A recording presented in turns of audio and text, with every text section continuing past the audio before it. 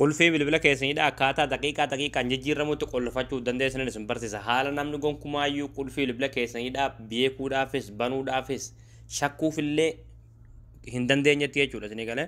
Fakkeenyaaf akkuma asirratti argaatan jechuudha.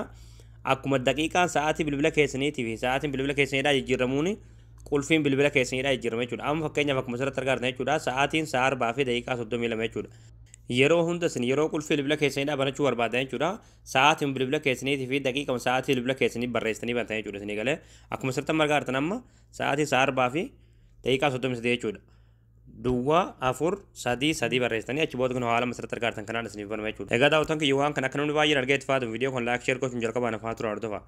Aappii kana bilbila keessanitti gad buufattu aappii kanaas gad buufachuudhaaf as Google Chrome keessanii galtanii achi booda bakka sarchii irratti tokkoof kilikni gootu achi booda bakka sarchii irratti michuu joobis jettanii barreessanii michuu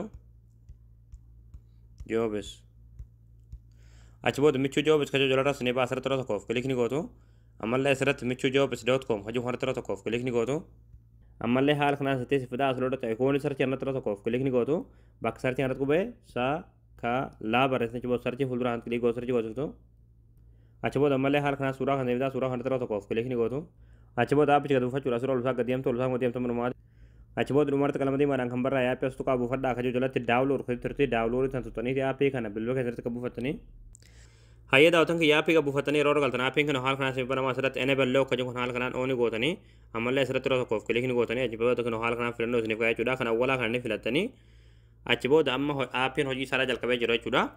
Amma qulfiin bilbila keessanidha akkuma sa'aatiin bilbila keessaniitii fi daqiiqaa sa'aatii bilbila keessanidha jijjiiramaatuma deema jechuudha. Amma akkuma asirratti argaatan jechuudha sa'aatii sa'a 4 fi daqiiqaa 43 jechuudha. Qulfiin bilbila keessanillee akkuma sana jechuudha. Duwwaa 4 4 3 amma kan haala kanaan banama jechuudha isin galee.